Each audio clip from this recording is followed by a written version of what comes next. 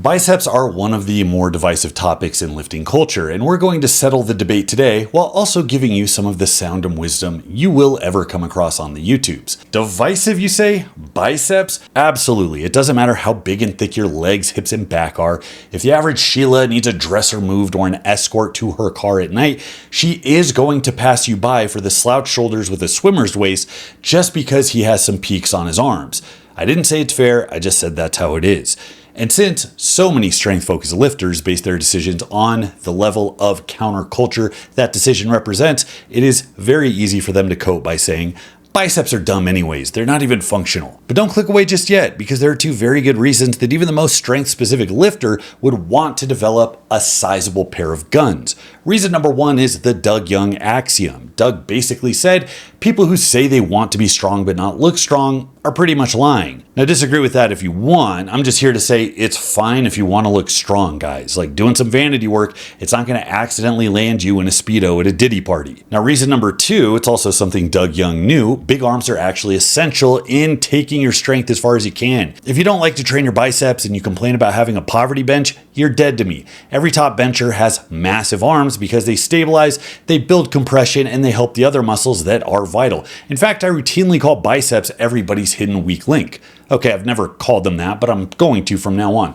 Assume that having a big back is needed for having massive strength. All wrestlers, strongmen, bench and deadlift specialists seem to understand that. Well, not training your bis is to your back what not training your triceps is to your bench. It's likely going to be a weak point. So if all it takes is some silly bicep work to help you hoist more iron in a row, which can potentiate everything from pressing a house to suplexing a greased up hog, what is the argument against it? Now that's enough convincing. The gain train is pulling out of the station, so everybody hop on before it leaves you in the dust. This is how the biggest arms in bodybuilding got that way.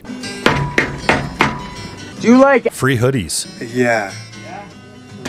Barbell Apparel's giving away free hoodies. How do you like them? Free hoodies. Barbell Apparel's free hoodie sale is going on right now. Every $99 gets you a free hoodie, and it stacks. So go get some Bromley merch, get some comfy jeans, and knock out your holiday shopping while you're at it. This deal will end soon, so go now. When we talk about biceps, there are three muscles that are of importance. The first is the biceps brachii, which I have previously deemed arm titties. I'll let you guys work out in the comments why that analogy holds up. But the bicep brachii is what everybody thinks of as the bicep. It sits like a Christmas tree topper on top of everything else. It gives the aesthetic shape. Is your bicep shaped more like a football or a teardrop or the last weird shaped peanut at the bottom of the bag?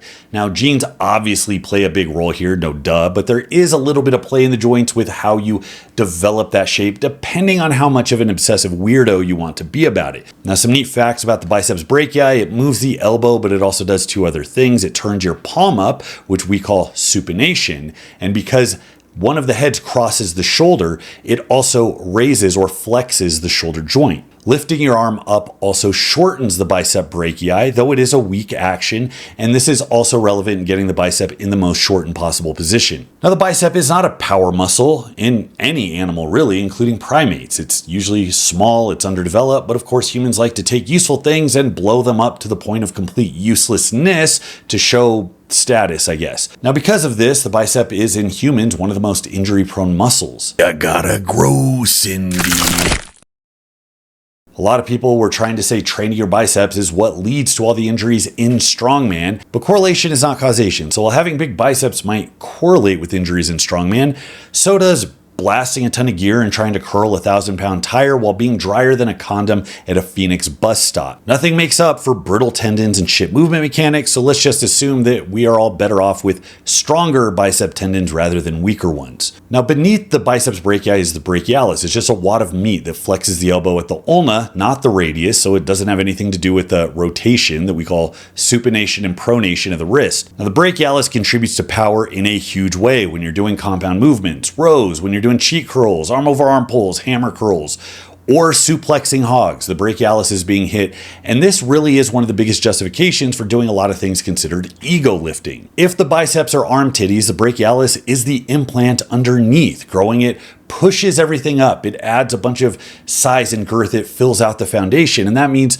there is absolutely aesthetic value to doing things that make it bigger and stronger. Now off to the side running down your forearm is the brachioradialis, and that's a tertiary concern for many. It tends to develop reasonably well with other curl movements, and it's primarily a stabilizer. It does do some flexion of the elbow, and it contributes a little bit to supination and pronation, but really only up to the point of a neutral grip. So usually reverse grip, neutral grip movements are going to be what hammer this. But if you get all three of these rounded out, no doubt your arms are gonna fill out more than a schmedium t-shirt, and you're probably going to be able to demonstrate a bit of power. So all that being said, exercises tend to focus on primarily two things. You're going to see a lot about stretch versus contraction. You're either positioning yourself to really optimize stretch-mediated hypertrophy, which we've seen to the point of ridiculousness lately, or you're going to be doing old-fashioned things like concentration curls or seated curls to really focus on contraction. In addition, strength curve is a really big one. That is, how much effort are you applying at each inch of the movement.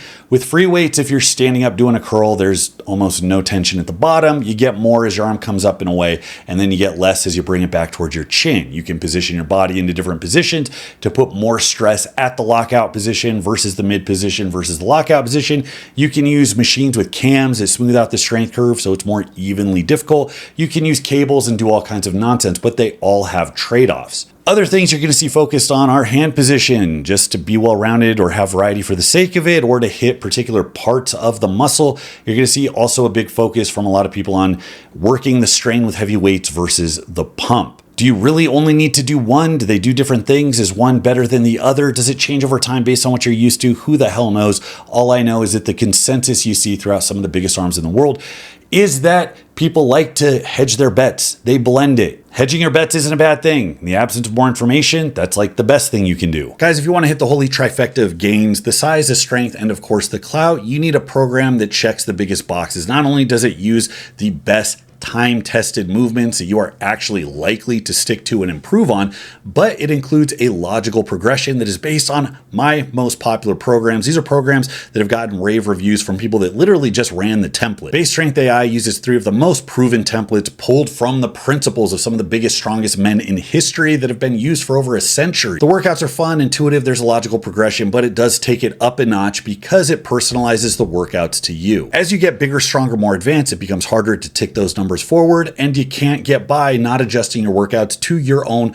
particular tolerances. Now, most people get an online coach to take care of that for them to the tune of $200 to $300 a month, and the rest of the people just never figure it out to begin with. So if you're wondering why you start every training cycle super excited only to get several weeks in, feel brittle, overtrained, tired, disillusioned, like you're just a dodgeball and the program is the side of a building, then you need direction that updates your training minute to minute, day to day, week to week based on your immediate feedback. BaseStrengthLP takes the guesswork out of training, and it does what only an online coach can do, which is personalize the program to you at 1/10 of the cost. Yes, 1/10 of the cost. So jump on the heart and soul of old school training. It's my programming, but it is your program, and you cannot get that anywhere else. Hit up BaseStrength.com today to get started on your gains. First up is Leroy Colbert, first man credited with 21-inch arms and a contemporary of Steve Reeves and Reg Park. The guy was obviously talented as a teenager before steroids were available. He still looked better than most grown-ass gym rats. He had a YouTube channel that he was posting on regularly until very recently when he passed away, and I recommend you all check it out. Colbert was huge on positioning. He was big on training multiple exercises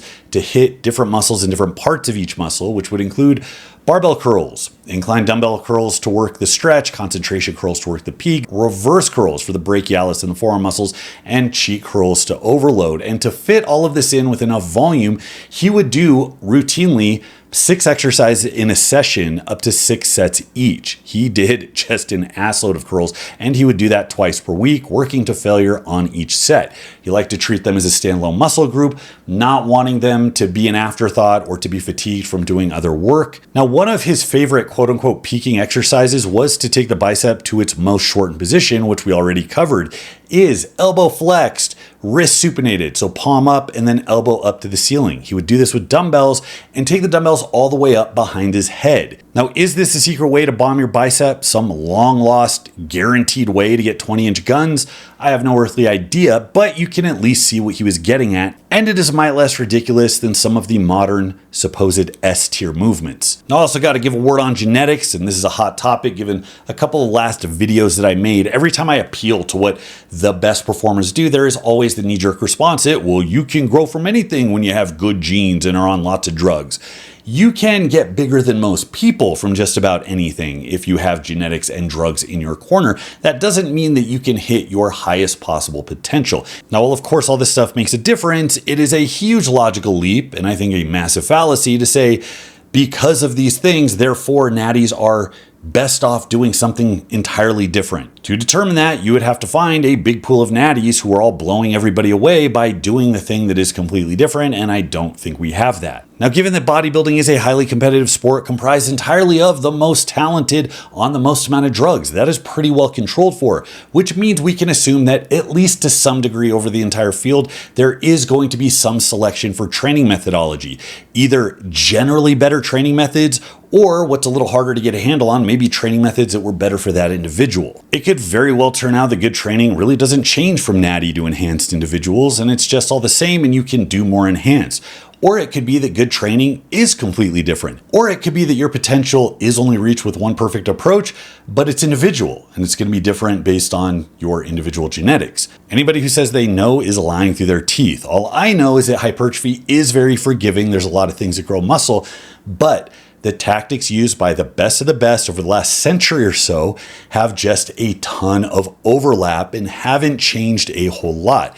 Do with that information what you will. Now, as you move past Colbert, you get to the 60s, and Larry Scott, the first Mr. Olympia, had some of the most insane guns of that era. Now, Vince Gironda invented the preacher curl, but Larry Scott used it so much to develop his massive arms that it developed the alias of the Scott curl. Now, where Leroy Colbert was so focused on hitting different muscles through the lengthened or shortened position, Larry Scott's use of the preacher curl was to focus on the strength curve. By elevating your arm up, the movement is made more similarly difficult, so you have more strain at the lengthened position, where standing curls there is almost none. Arnold Schwarzenegger himself said in one of his first publications that Larry Scott actually inspired him to start doing these. He never did preacher curls until he got to the States. He saw Larry Scott doing them, decided to jump in and said, holy hell, my arms, which were already worthy of top bodybuilding shows, have never experienced this strain. He knew his arms were already some of the biggest in the game, but hadn't reached their full potential, and he credits Larry Scott and the preacher curl for making that transformation. Now, Scott also focused on a lot of variety, just like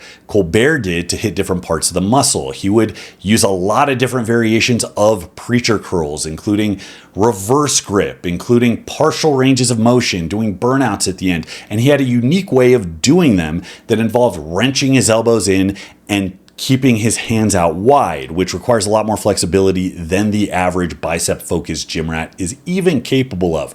This required a lot more supination throughout the entire movement, so it would keep the bicep in a more contracted position. The variety included focusing on maximal pump, pushing rest periods down, using drop sets, partial burns, etc. And again, to fit all this variety in, he would do just a stupid amount of work, 15 to 25 sets in a single workout. He would emphasize the heavier work first, then do the pump, burn, partial type stuff at the end. One of his favorite giant sets was doing a 2 dumbbell preacher curl with loose form, then going into a very strict barbell preacher curl, and then going to a barbell reverse curl on the preacher bench, once again with loose form, and he would do 6 rounds of this, 6 to 8 reps on each one. I'm starting to sense a theme here. Then we move on to the myth, Sergio Oliva, who started as an Olympic weightlifter and was very used to doing a lot of the whole body barbell strength type workouts that were a hallmark in the silver era of bodybuilding. For a time, he was doing full PHA circuit training, which involved doing 4, 5, 6 exercises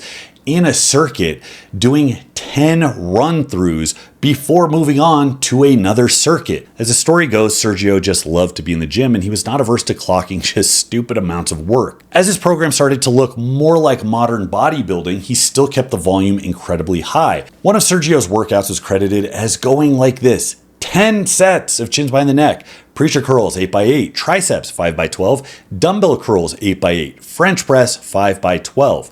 He would then run through giant sets, the same 4 exercises, but now done with no rest for 2 to 4 rounds. He would then do supersets of concentration curls for 4 sets of 10 with a 1-arm tricep extension for 4 sets of 12. He would change the grip. He would change the range of motion. He would do standing curls with limited range of motion. He would do preacher, seated barbell curls, swinging dumbbell curls, and single arm variations. Sergio Oliva built his arms doing just a shit ton of work. But when you ask who has the best arms, the biggest, most impressive arms in the history of bodybuilding, most people will point you directly to Lee Priest. Now, he is a genetic specimen in a sea of genetic specimens, and I think it's reasonable to say that Lee Priest would have big ass arms no matter what he did for a living. But would they have gotten this freaky? Would they indeed have been the best of the best? Lee was another guy that liked training his biceps when they were 100% fresh, not at the end of a back workout where they become an afterthought, as he said, that where you'd put 70% instead of 100% into them.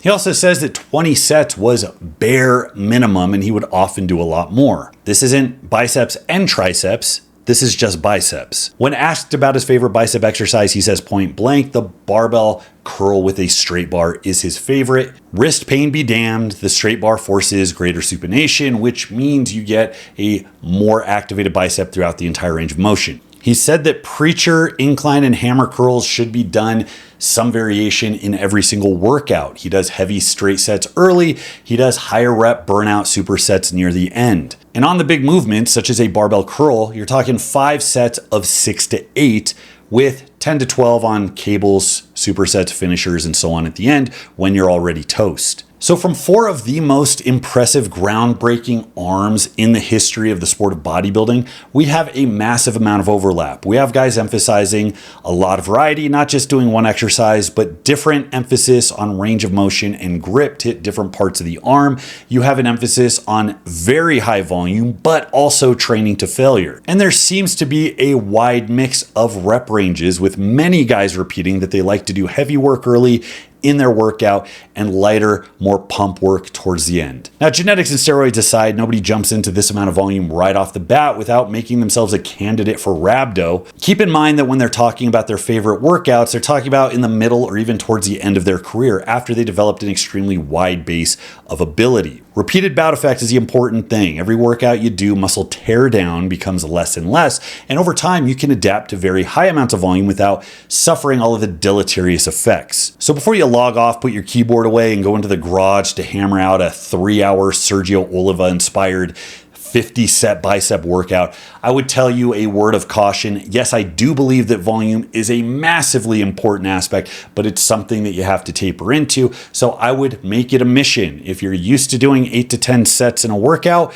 12 is not going to kill you. And if you're used to doing 12 to 15, 18 isn't going to kill you. Move up gradually as you're able to adapt instead of jumping in at the deep end, flapping around like a drowning cat and then telling everybody, oh, natties can't handle that volume. And while certainly genetics and steroids had a big influence on how these guys grew, I don't think for a second it's rational to think that natty growth hinges on finding some hyper-specific, super nuanced, exotic form of movement. Across a sea of bodybuilders who are all trying to get the biggest arms that they can, you don't tend to see a sea of people who gained notoriety because they found the exact right hyper nuanced specific work. In fact, it really does tend to be the opposite. And once again, I will tell you to do with that as you will. So that's all I got for today, guys. Go ahead and hit the link below. We still got the free hoodie sale going on with Barbell. I got free PDFs. I got a link to Base Strength, my book, and the BaseStrength AI app if you're curious. Thanks so much for watching. Till next time, this is Bromley. I'll see you.